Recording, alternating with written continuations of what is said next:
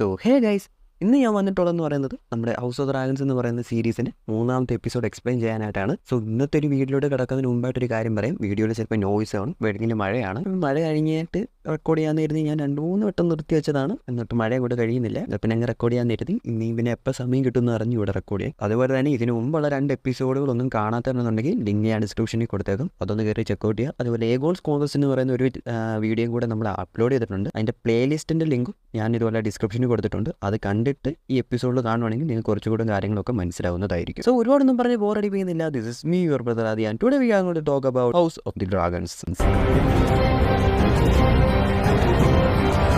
Episode തുടങ്ങുന്നത് തന്നെ war of step stones കാണിച്ചുകൊണ്ടാണ്. കഴിഞ്ഞ എപ്പിസോഡിന്റെ അവസാനം കണ്ടതുപോലെ പോളിസ് വിലേറിയോണും ഡേമോനും കൂടെ ചേർന്ന് കാർഗസ് ദ ക്രാഫ്റ്റ് ഫീഡറിനെതിരായി ഒരു വാറിന് പുറപ്പെടുന്നു. സോ ആ ഒരു വാറാണ് ഇവിടെ ഇപ്പോൾ കാണിക്കുന്നത്. ഇവിടെ ശ്രദ്ധിക്കേണ്ട ഒരു കാര്യം എന്താണെന്ന് വെച്ച് കഴിഞ്ഞാൽ ഈ ഒരു എപ്പിസോഡ് നടക്കുന്നത് ഒരു ടൈം ജമ്പിന് ശേഷമാണ്. കഴിഞ്ഞ എപ്പിസോഡിലുള്ള കാര്യങ്ങൾ കഴിഞ്ഞിട്ട് ഏകദേശം 3 വർഷം കഴിഞ്ഞിട്ടുള്ള കാര്യങ്ങളാണ് ഇവിടെ നമുക്ക് കാണാനായി സാധിക്കുന്നത്. സോ ആ ഒരു വാറിൽ കാർഗസിന്റെ പടയാളികൾക്കാണ് മുന്നേറ്റം. പോളിസിന്റെ ഡേമോന്റെയും പടയൊക്കെ ഓൾമോസ്റ്റ് തോൽക്കാറായിരിക്കുന്നു. അങ്ങനെ ഡേമോന്റെ പടയാളികളിൽ ഒരാളെ കാർഗസ് കൈയോടെ പിടികൂടുന്നു. തുടർന്ന് കെട്ടിയിട്ട് കയ്യിലൊക്കെ ഒരു ആണിയൊക്കെ തറയ്ക്കുകയും ചെയ്യുന്നു. തുടർന്ന് പുള്ളിയെ വളരെ ക്രൂരമായി തന്നെ കാർഗസ് ആക്രമിക്കുന്നുമുണ്ട്. തുടർന്ന് ആ ഒരു പുള്ളി ഡേമോൻ വരുമെന്നും അവൻ ഇവരെല്ലാം കൊല്ലുമെന്നൊക്കെ പുലമ്പുന്നു. അപ്പോൾ ആകാശത്തു നിന്നും ഒരു ഡ്രാഗൺ തീ തുപ്പിക്കൊണ്ടുവരുന്നു. അത് ഡേമോണിന്റെ ഡ്രാഗണാണ്. അത് ഡേമോണിന്റെ ഡ്രാഗണായ കറാക്സിസുമാണ്.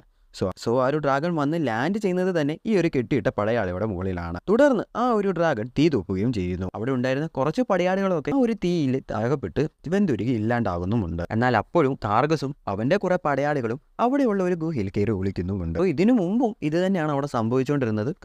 ഡേമോനും അവന്റെ പടയാളികളൊക്കെ വരും, അവർക്കെതിരെ ഒരു ട്രാപ്പ് ഇട്ടിട്ട് ഇവന്മാരെല്ലാം കയറി ഒളിച്ചങ്ങിരിക്കും. സോ അതുകൊണ്ട് തന്നെ അവരെല്ലാം രക്ഷപ്പെടുന്നുമുണ്ട്. തുടർന്ന് കാർഗസ് കുറെ പേരെ അവിടെ ഇവിടെയായിട്ടൊക്കെ ഒളിപ്പിച്ച് നിർത്തിയിട്ടുണ്ടായിരുന്നു. അവരെല്ലാം ഡേമനെതിരെ അമ്പ് ചെയ്യുന്നു. അതിലെ ഒരു അമ്പ് ഡേമോന്റെ നെഞ്ചത്ത് തന്നെ തറയ്ക്കുന്നുമുണ്ട്. അതിലെ കുറെ അമ്പൊക്കെ ഡേമോന്റെ ഡ്രാഗണായ കറാക്സിന്റെ മുകളിലും പതിക്കുന്നുണ്ട്. തുടർന്ന് അവിടെ നിന്നും ആ ഒരു ഡ്രാഗണും അവനും കൂടെ പറന്നു പോകുന്നു. അവിടെ കട്ട് ചെയ്ത് പിന്നെ കാണിക്കുന്നത് റെഡ് കീപ്പാണ്. അവിടെ വിസേരിസിന്റെ ആദ്യ മകന്റെ 2ാം പിറന്നാളാണ് നടക്കുന്നത്. സോ കഴിഞ്ഞ എപ്പിസോഡിൽ വിസേരിസ് ആലിസിന്റെ കല്യാണം കഴിക്കാനായി തീരുമാനിച്ചിരുന്നു. സോ കഴിഞ്ഞ എപ്പിസോഡിൽ നിന്നും 3 വർഷങ്ങൾക്ക് ശേഷം നടക്കുന്ന സംഭവങ്ങളാണ് നമ്മൾ ഇവിടെ കാണിക്കുന്നത്. അങ്ങനെ വിസേരിസിന് ആലിസിന്റെ ഒരു മകൻ ഉണ്ടായിരിക്കുന്നു. സോ അവന്റെ 2ാം പിറന്നാളാണ് ഇവിടെ നടക്കാനായി പോകുന്നത്. അവിടെ ഒരു മൂലക്കായി ഓട്ടോ ഹൈർട്ടവറും അവന്റെ കൂടെ ഒരു റിലേറ്റീവും നിൽപ്പുണ്ട്. സോ ആ റിലേറ്റീവ് ആയിട്ടുള്ള ഒരു പുള്ളി ചോദിക്കുന്നു, രാജാവിന്റെ മകന് പേരിടുന്നത് ഒരു വേട്ട കഴിഞ്ഞാണ്. സോ അപ്പോൾ അവിടെ വെച്ച് രാജാവ് തന്റെ ത്രോണിന്റെ അടുത്ത അവകാശിയായി ഈ കുട്ടിയെ തെരഞ്ഞെടുക്കുമോ എന്ന് ഓട്ടോയോട് ചോദിക്കുന്നു. അപ്പോൾ ഓട്ടോ പറയും, എനിക്കറിയില്ല, രാജാവിന്റെ മനസ്സിൽ എന്താണെന്ന് എന്നോട് ഒന്നും പറഞ്ഞില്ല. അപ്പോ പുള്ളി ഓട്ടോയോട് പറയും, എന്നാൽ രാജാവിനെ കൊണ്ട് ആ തീരുമാനം നീ എടുപ്പിക്കണം. എന്നാലേ ആ കുട്ടി വഴി നമ്മുടെ ഹൗസിന് ത്രോണിൽ ഒരു അധികാരം ഉണ്ടാവുള്ളൂ. ഈ ഹൈറ്റ് ഹൗസ് എന്ന് പറയുന്ന എല്ലാ അമ്മമാരും ഇങ്ങനെ തന്നെയാണോ? സോ അപ്പോൾ അവിടേക്ക് ഒരു ലാനിസ്റ്റർ വരും. സോ ഈ പുള്ളി പറഞ്ഞു തരുമ്പോൾ നമ്മുടെ ഗെയിം ഓഫ് ത്രോൺസിലെ ജെർമി ലാനിസ്റ്ററിന്റെയും ടിനി ലാനിസ്റ്ററിന്റെ ഒരു ആൻസിസ്റ്റർ ആയിട്ടൊക്കെ ചിലപ്പോൾ വരും. സോ പുള്ളി അവിടെ വന്നിട്ട് പറയും,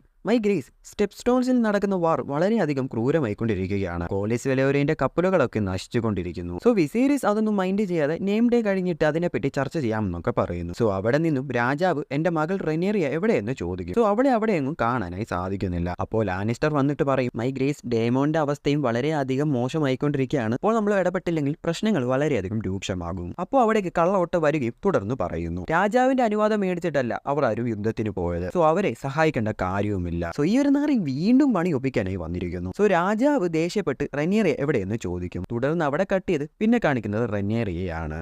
അവൾ ഒരു മരത്തിന്റെ അടിയിലിരുന്ന് ഒരു പുസ്തകം വായിക്കുകയാണ്. അവളുടെ അടുത്തായി ഒരാളിരുന്ന് പാട്ട് പാടുന്നുമുണ്ട്. സോ അവിടേക്ക് ആലിസന്റ് കടന്നു വരുന്നു. തുടർന്ന് രാജാവ് നിന്നെ തിരക്കുന്നു എന്ന് പറയുകയും ചെയ്യുന്നു. വേട്ടയ്ക്ക് പോകാൻ സമയമായെന്നും നീ പെട്ടെന്ന് വരാൻ രാജാവ് പറഞ്ഞു എന്ന് പറയുന്നു. അപ്പോൾ റെനേറിയ ഞാൻ വരുന്നില്ല എന്ന് പറയും. ആലിസന്റ് പറയും, രാജാവാണ് നിന്റെ അടുത്ത് വരാൻ പറഞ്ഞത്, അത് രാജകൽപ്പനയാണ്. തുടർന്ന് രാജകൽപ്പന ആയതുകൊണ്ട് തന്നെ റെനേറിയ അവിടേക്ക് പോകുന്നു. എന്നോട് നീ ഇനിയെങ്കിലും മിണ്ടണമെന്ന് പറയും. ഒന്നും പറയാതെ മുഖം തിരിച്ച് അവൾ നടന്നു പോകുന്നു. സോ കഴിഞ്ഞ 3 വർഷമായി റെനേറിയ ആലിസന്റ് തമ്മിൽ അധികം സംസാരിക്കാറൊന്നുമില്ല. സോ അവിടെ നിന്നും അവർ കാട്ടിലേക്ക് പോകുന്നതാണ് കാണിക്കുന്നത്. പോകുന്ന വഴിയിൽ അവരുടെ സംസാരത്തിൽ നിന്നും റെനേറിയ ഇപ്പോൾ രാജാവിനോടും അധികം ഒന്നും മിണ്ടാറില്ല എന്ന് മനസ്സിലാക്കാം. തുടർന്ന് അവിടെയായി ഒരു ടെന്റ് അടിച്ചിരിക്കുന്നത് കാണാം. ആ ടെന്റിലേക്ക് അവർ കയറി പോകുന്നുമുണ്ട്. കൂടാതെ ആ ടെന്റിലെ കുറെ പെണ്ണുങ്ങളെല്ലാവരും കൂടെ കൂടിരുന്ന് അവിടെ നിന്ന് കുശുകുശു പറഞ്ഞുകൊണ്ടിരിക്കുന്നു. തുടർന്ന് സ്റ്റെപ്പ് സ്റ്റോൺസിൽ നടക്കുന്ന വാറിനെ പറ്റി അവർ ചർച്ച ചെയ്യുകയും ചെയ്യുന്നു. അപ്പോൾ അവിടേക്ക് റെനേറിയ കടന്നു വരുന്നു. തുടർന്ന് ഒരു പ്രായം ചെന്നൊരു അമ്മച്ചി ഡേമോണിനെ പറ്റി അവളോട് കുറ്റം പറയുന്നു. സോ ആ അമ്മച്ചിയുടെ വായ അടിപ്പിക്കുന്ന രീതിയിലുള്ള ഒരു ആൻസർ ഒക്കെയാണ് റെനേറിയ അവിടെ കൊടുത്തിട്ട് അവൾ വെളിയിലേക്ക് വെളിയിലേക്ക് നടന്നു പോകുന്നു. സോ വെളിയിലെത്തുമ്പോൾ ഒരു ലാനിസ്റ്റർ അവളോട് അടുത്തേക്ക് വരുന്നു, അവളോട് സംസാരിക്കുകയും ചെയ്യുന്നു. പുള്ളിയുടെ സംസാരത്തിൽ നിന്നും രാജാവ് റെനിയറയും ഈ ലാനിസ്റ്ററും തമ്മിലുള്ള കല്യാണം ഓൾമോസ്റ്റ് ഉറപ്പിച്ചു എന്ന് അവൾക്ക് മനസ്സിലാകുന്നു. തുടർന്ന് അവൾ രാജാവിന്റെ അടുക്കലേക്ക് പോവുകയും ചെയ്യുന്നു. തുടർന്ന് റെനിയറിയെ ദേഷ്യപ്പെട്ട് രാജാവിനോട് ചോദിക്കുന്നു, നിങ്ങളുടെ രാഷ്ട്രീയ ലാഭത്തിന് വേണ്ടി എന്നെ നിങ്ങൾ വിൽക്കാൻ തയ്യാറായോ? സോ അതിന് വിസേരീസ് പറയും, നിനക്ക് പ്രായപൂർത്തിയായിരിക്കുന്നു, തുടർന്ന് എന്തായാലും നിനക്ക് കല്യാണം കഴിച്ചേ പറ്റൂ, അത് നിന്റെ ഡ്യൂട്ടിയാണ്. ഒരു കല്യാണം കഴിച്ചുകൊണ്ട് നിനക്കൊന്നും നഷ്ടപ്പെടാൻ പോകുന്നില്ലല്ലോ എന്ന് പറയുന്നു. തുടർന്ന് റെനിയറിയെ പറയും, എന്നാ ഞാൻ കല്യാണം കഴിക്കാനായി തീരുമാനിച്ചിട്ടില്ലെങ്കിലോ? അപ്പോൾ രാജാവ് ദേഷ്യപ്പെട്ട് പറയുന്നു, നീ ആരാണെന്ന് മറന്നോ? നീ ഈ നാടിന്റെ പ്രിൻസസ് ആണ്. പ്രിൻസസ്, നിനക്ക് നിന്റേതായിട്ടുള്ള ഡ്യൂട്ടീസ് ഉണ്ട്. സോ അവിടെ വിഷയം വഷളാകുമ്പോൾ അവിടേക്ക് ഓട്ടോ കടന്നു വരുന്നു. തുടർന്ന് പറയുന്നു, മൈഗ്രേറ്റ് വെള്ളമാലിന്റെ ഒരു അടയാളം അവിടെയായി കണ്ടുവെന്ന് ഗാർഡ്സ് പറഞ്ഞിരിക്കുന്നു. സോ നമുക്കപ്പോൾ വേട്ടയ്ക്ക് പോയാലോ? സോ സംഭവം എന്താണെന്ന് വെച്ച് കഴിഞ്ഞാൽ ഈ ഒരു അടി ഒരുപാട് വഷളായിരിക്കാൻ വേണ്ടി ഓട്ടോ ഇട്ടൊരു നമ്പറാണ്. അത് വേറെ ഒന്നും കൊണ്ടുമല്ല, പുള്ളിയുടെ കൊച്ചുമോൻ്റെ കൂടെ നെയിംഡ് ആണല്ലോ ഈ നടക്കുന്നത്. അതൊരു കുളമാവാതിരിക്കാൻ വേണ്ടി പുള്ളി തന്നെ ഇറക്കിയ ഒരു പരിപാടിയാണ് ഇത്. സോ അവിടെ നിന്ന് റെനിയറിയെ ദേഷ്യപ്പെട്ട് ഇറങ്ങി പോകുന്നു. തുടർന്ന് ഒരു കുതിരയുടെ മുകളിൽ കയറി കാട്ടിലേക്ക് പോകുന്നുമുണ്ട്. സോ അത് കണ്ടുകൊണ്ട് നിന്ന് അവളുടെ ഗാർഡായ സർ ക്രിസ്റ്റ്യൻ ഗോൾഡ്, മറ്റേ കോമൺ ബോൺ ആയിട്ടുള്ള ഒരാൾ, സോ ആ ഒരു ഗാർഡ് പുള്ളിക്കാരൻ റെനിയറുടെ പുറകിൽ ഒരു കുതിര പുറത്ത് പോകുന്നുമുണ്ട്. സോ സർ ക്രിസ്റ്റ്യൻ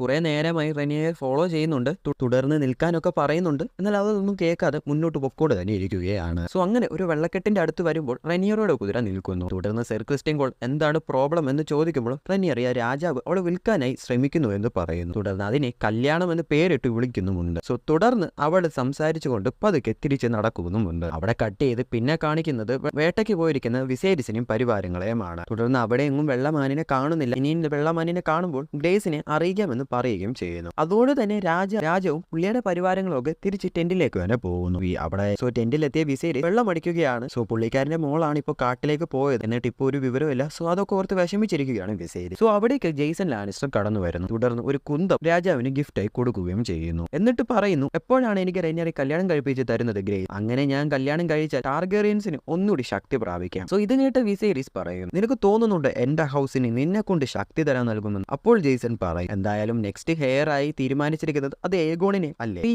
ഏഗോൺ എന്ന് പറയുന്നത് വിസേരിസിന്റെ രണ്ടാമത്തെ കുഞ്ഞിനെയാണ്. വിസേരിസിന് ആലിസന്റെ ഉണ്ടായ ആദ്യ മകൻ. സോ അവന്റെ പേരാണ് ഏഗോൺ സെക്കൻഡ് ടാർഗേറിയൻ. സോ കിങ്ങിന് ഉണ്ടാകുന്നു ഫസ്റ്റ് ട്രൂ ബോൺ സണ്ണിനായിരിക്കും നെക്സ്റ്റ് ഹെയർ ആക്കാനുള്ള കൂടുതൽ അവകാശമുള്ളത്. സോ ഇവിടെ മറ്റൊരു കാര്യം കൂടെ ശ്രദ്ധിക്കുക, രാജാവിന് ആകെ കൂടെ ഉണ്ടായിരുന്നത് ഒരു പെൺകുട്ടി മാത്രമാണ്. ആദ്യമായിട്ടുണ്ട് ആൺകുട്ടി ഉണ്ടായിരുന്നു. സോ അവനായിരിക്കും കിരീടത്തിലോട്ടും ഒരുപാട് അവകാശമുള്ളത്. എന്നാൽ ഫസ്റ്റ് എപ്പിസോഡിൽ നമ്മൾ കണ്ടതുപോലെ തന്നെ റെനിയറിയെ വിസേരിസ് ഫസ്റ്റ് ഹെയർ ആയി തീരുമാനിച്ചിട്ടുമുണ്ട്. അത് മാത്രമല്ല, നിങ്ങൾ ഒരു കാര്യം കൂടി ഇവിടെ ശ്രദ്ധിക്കേണ്ടതാണ്, ആ ഒരു പേര് തന്നെ ഏഗോൺ സെക്കൻഡ് ടാർഗേറിയൻ. നമുക്കെല്ലാവർക്കും അറിയാവുന്ന പോലെ തന്നെ വെസ്ട്രോസിന് തന്നെ ആദ്യത്തെ രാജാവായ ഏഗോൺ ഫസ്റ്റ് ടാർഗേറിയൻ അല്ലെങ്കിൽ ഏഗോൺ ദ കോൺഗറർ എന്ന ഒരു വ്യക്തിയിൽ നിന്നും ഇൻസ്പയർഡ് ആയിട്ടാണ് വിസേരിസ് ഇവിടെ തന്റെ മകന് ഇങ്ങനെ ഒരു പേര് കൊടുത്തിട്ടുള്ളത്. അതുകൊണ്ട് തന്നെ പോകെ ഏഗോണുമായിട്ടുള്ള ഒരുപാട് ഏഗോൺ ഫസ്റ്റ് ടാർഗേറിയനുമായിട്ടുള്ള ഒരുപാട് തരത്തിലുള്ള റെഫറൻസും കാര്യങ്ങളൊക്കെ നമുക്ക് ഇവിടെ കാണാനായി സാധിക്കും. സോ അതുകൊണ്ട് തന്നെയാണ് ഏഗോൺ ടാർഗേറിയന്റെ ആ ഒരു വീഡിയോസ് ഒക്കെ നിങ്ങൾ കാണണമെന്ന് പറയുന്നത്. സോ അതുകൊണ്ട് തന്നെയാണ് ഞാൻ എല്ലാ എപ്പിസോഡും ഈ ഏഗോൺസ് കോൺക്വസ്റ്റ് എന്ന് പറയുന്ന ഒരു വീഡിയോ കുറിച്ച് നിങ്ങളെടുത്ത് പറഞ്ഞു തരുന്നത്. തുടർന്ന് ജെയ്സൺ പറയും, സോ അങ്ങനെ ഏഗോൺ നെക്സ്റ്റ് ഹെയർ ആയാൽ റെനിയറയ്ക്ക് പിന്നെ പണിയൊന്നുമില്ലല്ലോ, സോ ഞാൻ അവളെ കെട്ടിക്കോളാം എന്ന് പറയുന്നു. സോ വിസേരിസ് തിരിച്ചു പറയുന്നു, നിന്നോട് ആരാണ് പറഞ്ഞത് ഞാൻ എന്റെ അവകാശം മാറ്റുമെന്ന്? പിന്നെ എന്റെ അടുത്ത ഹെയർ അത് ആരാണെന്ന് ഞാനാണ് തീരുമാനിക്കേണ്ടത്, അല്ലാതെ നീയല്ല. തുടർന്ന് അവനോട് അവിടെ നിന്ന് ഇറങ്ങിപ്പോകാനും ആജ്ഞാപിക്കുന്നു. എന്നിട്ട് വിസേരിസ് പിന്നെയും വെള്ളമടിക്കുന്നു. അപ്പോൾ അവിടേക്ക് ഓട്ടോ കടന്നു വരുന്നു. തുടർന്ന് പറയുന്നു,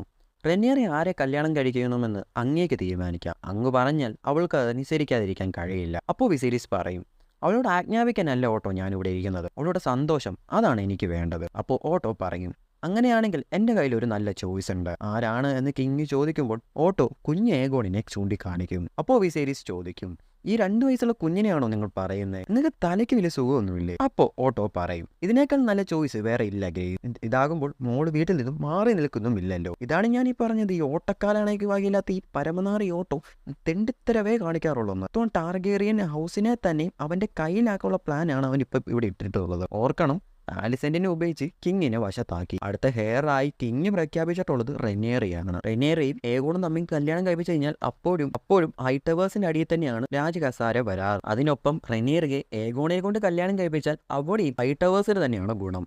വേറെ ഒന്നുമല്ല, ഈ പറയുന്ന ഓട്ടോ ഹൈടവറിന്റെ കൊച്ചുമോനാണല്ലോ ഈ പറയുന്ന ഏഗോൺ സെക്കൻഡ് ടാർഗേറിയൻ. അപ്പം പുള്ളിയും ഒരു ഹാഫ് ഹൈടവർ കൂടിയാണ്. അങ്ങനെയാകുമ്പോൾ ഹൈടവേഴ്സിന് രാജകുടുംബത്തിനകത്ത് കയറി ഫുട്ബോൾ കളിക്കാം. സോ ഇതുകൊണ്ടാണ് ഞാൻ പറഞ്ഞത്, ഇവനാണ് ഈ കുടുംബം തുലയ്ക്കാനായി പോകുന്നത്. തുടർന്ന് വിസേരിസ് പറയുന്നു, നമ്മളിവിടെ വന്നത് എന്റെ മകന്റെ നെയിമിംഗ് സെറമണിക്കാണ്, അല്ലാതെ പൊളിറ്റിക്സ് പറഞ്ഞ് സംസാരിക്കാനല്ല. ഇറങ്ങിപ്പോടാ നാറി എന്ന് പറയുന്നു. ഓടാൻ നേറി എന്ന് പറഞ്ഞില്ല, അത് ഞാൻ കൈ നീട്ടത്. സോ ഈ ഒരു സംഭവത്തിൽ നിന്നും വിസേരിസിന് ഓട്ടോയിലൂടെ ചെറിയൊരു ഡൗട്ടൊക്കെ തോന്നി തുടങ്ങിയിട്ടുണ്ട്. സോ അവിടേക്ക് മാസ്റ്റർ കോയിൻസ് വന്നിട്ട് പറയുന്നു, അങ്ങ് പേടിക്കണ്ട, പ്രിൻസസ് റെനിയറയുടെ കൂടെ അവൾ പ്രിൻസസിന്റെ ഗാർഡും ഉണ്ട്. തുടർന്ന് അവർ ചില കാര്യങ്ങളൊക്കെ സംസാരിക്കുകയും അവിടെ നിന്നും റെനിയറയുടെ കല്യാണ കാര്യത്തിലേക്ക് വരികയും ചെയ്യുന്നു. എന്നാൽ എല്ലാവരെ പോലെയും അല്ല മാസ്റ്റർ കോയിൻ. പുള്ളി അധികം സെൽഫിഷ് ആയിട്ടുള്ള ആളൊന്നുമല്ല. അതുകൊണ്ട് തന്നെ പുള്ളി ഒരു ബെറ്റർ ചോയ്സ് തന്നെ പറയുന്നു. അത് വേറെ ഒന്നുമല്ല, വിസേരിസ് ടാർഗറിയന്റെ സഹോദരിയായ പ്രിൻസസ് റെയ്നിസ് ടാർഗറിയനും അതുപോലെ ലോർഡ് കോളിസ് വെലേറിയനും ഉണ്ടായ മകനുണ്ട്. ലോർഡ് കോളിസ് വെലേറിയൻ പുള്ളിയുടെ മകനുമായി റെനിയറയുടെ കല്യാണമായി മുന്നോട്ട് പോവുകയാണെന്നുണ്ടെങ്കിൽ പണ്ടുണ്ടായ പ്രശ്നങ്ങൾക്കൊക്കെ ഒരു പരിഹാരമാകുമെന്ന് മാസ്റ്റർ ഓഫ് കോയിൻസ് വിസേരിസിനോട് പറയുന്നു. സംഭവം എന്താണെന്ന് വെച്ച് കഴിഞ്ഞാൽ നമ്മൾ രണ്ടാമത്തെ എപ്പിസോഡിലൊക്കെ കണ്ടതുപോലെ തന്നെ ഈ പറയുന്ന ലോർഡ് കോളിസിന്റെ മകളായ ലേഡി ലെനയും വിസേരിസ് ടാർഗറിയനും നമ്മളുടെ കല്യാണമൊക്കെ അവർ സംസാരിച്ചിരുന്നു. അപ്പോഴാണ് ആലിസന്റുമായിട്ടുള്ള കല്യാണം വിസേരിസ് ടാർഗറിയൻ തീരുമാനിക്കുന്നതൊക്കെ. സോ അന്നേരം ലോർഡ് കോളിസും വിസേരിസും നമ്മളുടെ ചെറിയ പിണക്കമൊക്കെ അവിടെ ഉണ്ടായിട്ടുണ്ടായിരുന്നു. സോ ആ ഒരു പിണക്കം ഈ കല്യാണത്തിലൂടെ മാറ്റാനായി സാധിക്കും. സോ കൂട്ടത്തിൽ അത്യാവശ്യം വിവരവും അത്യാവശ്യം വിശ്വസിക്കാനും പറ്റുന്ന ഒരു വ്യക്തി കൂടിയാണ് മാസ്റ്റർ ഓഫ് കോയിൻസ് എന്ന് പറയുന്നത്. സോ അതുകൊണ്ട് തന്നെ പുള്ളിയുടെ ഈ ഒരു ഒപ്പീനിയനിലൂടെ തന്നെ വിസേരിസിന് ഇച്ചിരി സന്തോഷമാവുന്നു. തുടർന്ന് പുള്ളിയുടെ തോളിൽ തട്ടിയിട്ട് വിസേരിസ് പോകുന്നു. അവിടെ കട്ടിയത് പിന്നെ കാണിക്കുന്നത് റെനിയറിയാണ്. അവളുടെ കൂടെ സർ ക്രിസ്ത്യൻ കൂളും ഉണ്ട്. സോ അവർ തമ്മിൽ കുറെ കാര്യങ്ങൾ സംസാരിക്കുന്നു. തുടർന്ന് അവരുടെ നേരെ പെട്ടെന്നൊരു കാട്ടുപന്നി വരികയും ചെയ്യുന്നു. സർ ക്രിസ്ത്യൻ ആ ഒരു കാട്ടുപന്നിയിൽ നിന്നും റെനിയറിയെ രക്ഷിക്കാനായി ശ്രമിക്കുന്നു. അപ്പോഴത്തേക്കും ആ കാട്ടുപന്നി സർ ക്രിസ്ത്യനെ ഇടിച്ചിടുന്നു. അപ്പോഴത്തേക്കും റെനിയറിയ ഒരു വാളെടുത്തുകൊണ്ട് വന്ന് ആ ഒരു കാട്ടുപന്നിയെ കൊല്ലുന്നു. സോ റെനിയറിയുടെ മുഴുവൻ ദേഷ്യവും ആ ഒരു മാനിനെ കൊന്നു തീർക്കുന്നു. സോ അവിടെ നിന്നും കട്ട് ചെയ്ത് പിന്നെ കാണിക്കുന്നത് വിസേരിസിനും ആലിസന്റും കൂടി സംസാരിച്ചിരിക്കുന്നതാണ്. തുടർന്ന് വിസേരിസ് പറയുന്നു, എന്റെ മകൾ നെക്സ്റ്റ് ഹെയർ ആക്കിയത് ഡേമോണിൽ നിന്നും ഈ നാടിനെ രക്ഷിക്കാൻ വേണ്ടിയാണ്. എന്റെ സ്നേഹം മാത്രം മുന്നിൽ കണ്ടാണ് അവളെ ഞാൻ അടുത്ത അവകാശിയാക്കിയത്. ഒരുപാട് നാളായി ഞാൻ കണ്ടുകൊണ്ടിരുന്നൊരു സ്വപ്നമായിരുന്നു എനിക്ക് ജനിക്കാൻ പോകുന്ന എന്റെ മകൻ കോൺകററിന്റെ എന്ന് വെച്ച് കഴിഞ്ഞാൽ ഏഗോൺ ഫസ്റ്റ് ടാർഗറിയൻ പുള്ളിയുടെ കിരീടം വെച്ച് ഈ നാട് ഭരിക്കുന്നത്. അതിനുവേണ്ടി എന്റെ ഭാര്യ വരെ ഞാൻ കൊലയ്ക്ക് കൊടുത്തു. അതിന്റെ കൂടെ കുറ്റബോധം കൊണ്ടാണ് ഞാൻ എന്റെ മകളെ അടുത്ത അവകാശിയാക്കിയത്. എന്നാൽ ഞാൻ ഒരിക്കലും കരുതിയില്ല ഞാൻ ഇനി ഒരു കല്യാണം കഴിക്കുമെന്നും അതിൽ എനിക്കൊരു മകൻ ജനിക്കുമെന്നൊന്നും. എനിക്കറിയില്ല ഇനി എന്താണ് ചെയ്യേണ്ടതെന്ന്. സോ അവിടെ നിന്നും പിന്നെ കാണിക്കുന്നത് പിറ്റേ ദിവസമാണ്. അവർ വീണ്ടും നായാട്ടിനായി ഇറങ്ങിത്തിരിക്കുന്നു. എന്നാൽ അവിടെ വെച്ച് ഒരു മാനിനെ കണ്ടുപിടിക്കുന്നുണ്ട്. എന്നാൽ അത് വെള്ളമാനല്ല, ഒരു ചെമ്പിച്ച നിറത്തിലുള്ള ഒരു മാനാണ്. തുടർന്ന് അവർ അതിനെ പൊരുതി കൊടുക്കാനായി തീരുമാനിക്കുന്നു. തുടർന്ന് ജെയ്സൺ ലാനിസ്റ്റർ കൊടുത്ത ആ ഒരു കുന്തം കൊണ്ട് വിസേരിസ് കൊല്ലാനായി പോകുന്നു. സോ മനസ്സില്ലാ മനസ്സോടാണ് പുള്ളി കൊല്ലാനായി പോകുന്നത്. സോ ഈ വിസേരിസ് ടാർഗറിയൻ എന്ന് പറയുന്നത് മനസ്സിന് ഒരു കട്ടിയൊന്നുമില്ലാത്ത ഒരു പാവത്തം പിടിച്ച ഒരു മനുഷ്യനാണ്. സോ അവർ അന്വേഷിച്ചു പോയത് ഒരു വെള്ളമാനിനെയാണ്. ആ വെള്ളമാനിനെ കിട്ടാത്തതുകൊണ്ട് തന്നെ ഒരു മാനിനെ എന്തായാലും കൊന്നേ പറ്റത്തുള്ളൂ. അതുകൊണ്ടാണ് ഈ ചെമ്പിച്ച നിറത്തിലുള്ള മാനിനെ കൊല്ലാനായി അവർ തീരുമാനിക്കുന്നത്. അവിടെ കെട്ടിയത് തുടർന്ന് കാണിക്കുന്നത് മലമുകളിൽ ടെന്റ് നോക്കി നിൽക്കുന്ന റെനിയറിയാണ്. അവളുടെ കൂടെ സർ ക്രിസ്ത്യനും ഉണ്ട്. എന്നാൽ പെട്ടെന്ന് അവരുടെ അടുത്തേക്ക് ഒരു മാൻ കടന്നു വരുന്നു. എന്നാൽ അതൊരു വെള്ള നിറത്തിലുള്ള ഒരു മാനാണ്. സോ ആ ഒരു മാനിനെ കണ്ടുടൻ തന്നെ സർ ക്രിസ്ത്യൻ പുള്ളിയുടെ വാള് പൊക്കുന്നു. എന്നാൽ റെനിയറിയ വേണ്ട എന്ന് പറയുകയും ചെയ്യുന്നു. അപ്പോൾ തന്നെ ആ ഒരു മാൻ അവരെ ഒന്ന് നോക്കിയിട്ട് തിരികെ കാട്ടിലേക്ക് പോകുന്നു. തുടർന്ന് അവർ ടെന്റിലേക്ക് പോകാനായി തുടങ്ങുന്നു. തുടർന്ന് ടെന്റിലേക്ക് എത്തിയ റെനിയറിയും സർ ക്രിസ്ത്യനും ഒക്കെ കണ്ട് അവിടെ ഉണ്ടായിരുന്ന ആളുകളൊക്കെ ഞെട്ടും. അത് സർ ക്രിസ്ത്യൻ കണ്ടിട്ടല്ല, റെനിയറിയെ കണ്ടിട്ടാണ്. അവളുടെ ദേഹത്ത് മൊത്തം രക്തമയം കൊണ്ടാണ് അവൾ വന്നിട്ടുള്ളത്. കൂടാതെ അവൾ തന്നെ ആക്രമിച്ചു കൊണ്ടുവന്നിട്ടുള്ള ഒരു കാട്ടുപന്നി കൂടെ. ഇങ്ങനെ ഒരു പെൺകുട്ടിയോ എന്ന് കരുതിയാണ് എല്ലാവരും ഞെട്ടി അവിടെ നിൽക്കുന്നത്. സോ അവിടെ ചെന്നൊക്കെ കഴിഞ്ഞ് വേട്ടയൊക്കെ കഴിയുന്നു. തിരിച്ച് അവർ കൊട്ടാരത്തിലേക്ക് പോകുന്നു. അന്ന് രാത്രിയിൽ ഓട്ടോ ആലിസന്റിനെ കാണാനായി വരുന്നു. എന്നിട്ട് ഓട്ടോ ചോദിക്കുന്നു, ഇന്ന് നെയിം ഡേ ആയിരുന്നു. അപ്പോൾ വിസേരിസ് ഏഗോണിനെ തന്റെ ഹെയർ ആയി പ്രഖ്യാപിക്കണമായിരുന്നു. എന്നാൽ അത് ചെയ്തില്ല.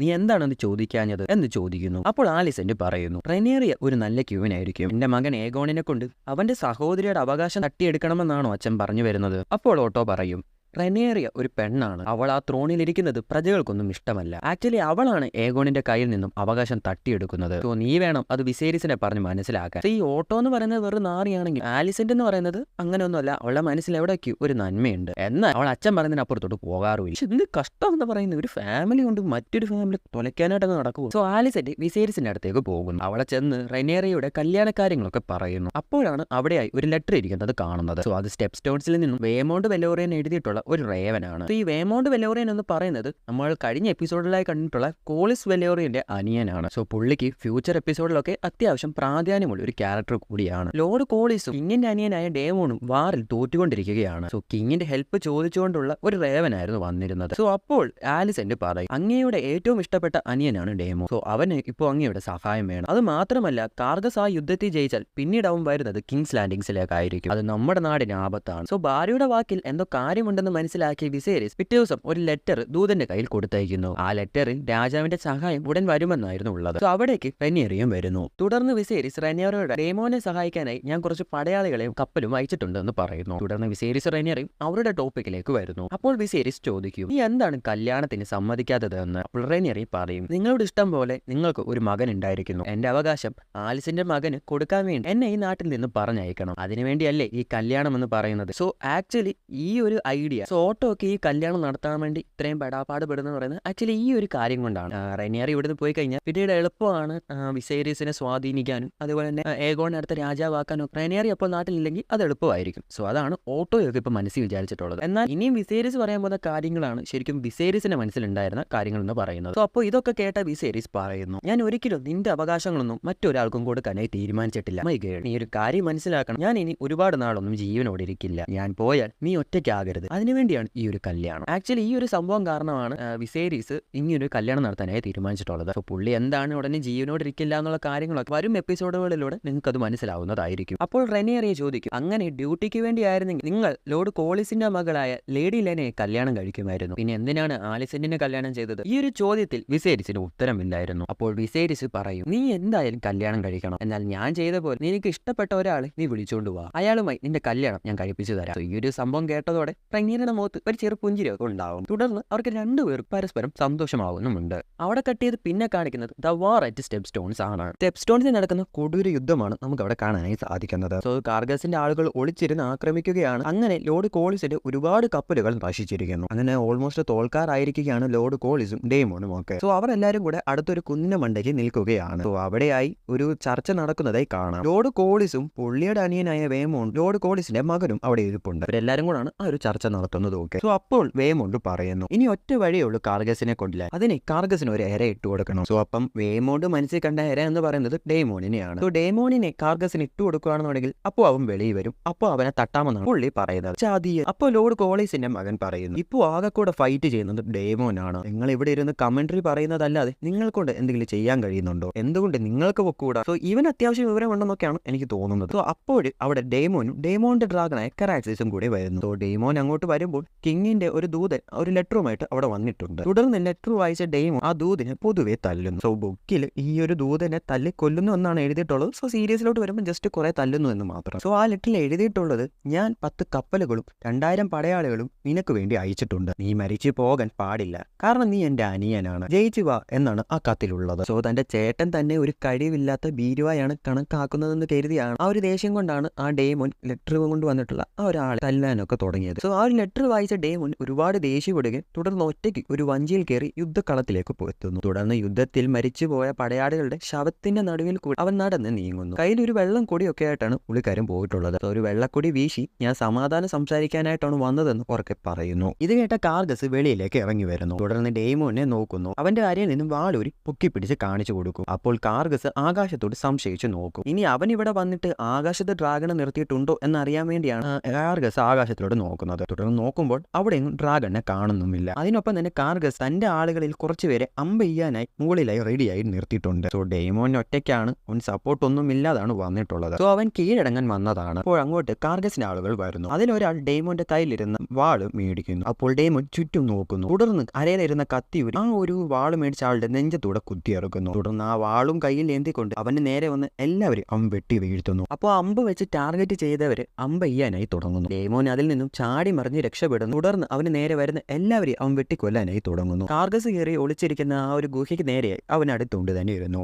പോകുന്ന വഴി ഒരു 2-3 അമ്പൊക്കെ അവന്റെ നെഞ്ചിൽ തറക്കുകയും അപ്പോഴേക്ക് അവനൊരു ചെറിയ കവർ ചെയ്യുകയും ചെയ്യുന്നു. അപ്പോഴേക്ക് കാർഗസിന്റെ പടയാളികൾ ഗുഹയിൽ നിന്നും ഓടി അവന്റെ അരികിലേക്ക് വരുന്നു. തുടർന്ന് ഡേമോനെ വളയുകയും ചെയ്യുന്നു. ഡേമോന് ചുറ്റും 500 പടയാളികളുണ്ട്. അപ്പോഴും അവൻ ഒറ്റയ്ക്ക് തന്നെയായിരുന്നു. അവരെല്ലാരും കൂടെ അവന് നേരെ ആക്രമിക്കാനായി വരുന്നു. തുടർന്ന് അവൻ ഒറ്റയ്ക്കാണെങ്കിൽ പോലും വാളും പിടിച്ച് റെഡിയായി തന്നെ നിൽക്കുന്നു. അങ്ങനെ അവന് നേരെ ആൾക്കാർ വരുമ്പോൾ ആകാശത്തിൽ നിന്നും ഒരു തീ വ്യാപിക്കുന്നു. അതൊരു ഡ്രാഗൺ ആയിരുന്നു. അത് ഡേമോണിന്റെ ഡ്രാഗണായ കെറാക്സിസ് ആണ്. കെറാക്സിസിന്റെ തീയിൽ വെന്തുരുകിയ ആൾക്കാർ മരിക്കാനായി തുടങ്ങുന്നു. അപ്പോൾ അവിടേക്ക് മറ്റൊരു ഡ്രാഗൺ കൂടെ വരുന്നു. അത് ലോർഡ് കോളിസിന്റെ മകന്റെ ഡ്രാഗൺ ആയിരുന്നു. അവൻ വന്നിട്ട് മുകളിൽ അമ്പെയ്യാനായി റെഡിയായി നിൽക്കുന്ന എല്ലാവരെയും തീയിൽ അകപ്പെടുത്തുന്നു. തുടർന്ന് അവരെയും തീയിൽ ഇല്ലാണ്ടാക്കുന്നു. അപ്പോഴേക്കും വലേറിയൻസിന്റെ പട അങ്ങോട്ട് വരുന്നു. അത് ലോർഡ് കോളിസിന്റെ മകന്റെ ഡ്രാഗൺ ആണ്. അവൻ വന്നിട്ട് അവിടെ മുകളിൽ ഉണ്ടായിരുന്ന അമ്പെയ്യാനായി റെഡിയായി നിന്ന എല്ലാവരെയും തീയിൽ അകപ്പെടുത്തി ഇല്ലാണ്ടാക്കുന്നു. അപ്പോഴേക്കും വലേറിയൻസിന്റെ പട അങ്ങോട്ട് കടന്നു വരുന്നു. തുടർന്ന് കാർഗസിന്റെ പടയ്ക്ക് നേരെ യുദ്ധം ചെയ്യാനായി തുടങ്ങുന്നു. അപ്പോൾ ഡേമോൻ നോക്കും കാർഗസ് ദ ക്രാഫ്റ്റ് റൈഡർ അവന്റെ മാളത്തിലേക്ക് ഒളിക്കാനായി പോകുന്നു. അവന്റെ പിന്നാലെ ഡേമോനും ഗുഹയ്ക്കകത്തേക്ക് പോകുന്നു. തുടർന്ന് വെളിയിൽ ഒരു കൊടൂര യുദ്ധം നടക്കുകയാണ്. അപ്പോൾ ആ ഗുഹയ്ക്കകത്ത് നിന്നും ഒരാൾ നടന്നു വരുന്നു. ദേഹത്തു മൊത്തം രക്തവും കാർഗസ് ദ ക്രാഫ്റ്റ് റൈഡറിന്റെ പകുതി ഉടലും വെട്ടിയെടുത്തുകൊണ്ട് വലിച്ചഴിച്ച് മാസായി ഒരു മനുഷ്യൻ നടന്നു വരുന്നു. അത് ഡേമോൻ ടാർഗേറിയനാണ്. എല്ലാവരും അവനെ നോക്കുന്നു. ശരീരത്തെ രക്തമായി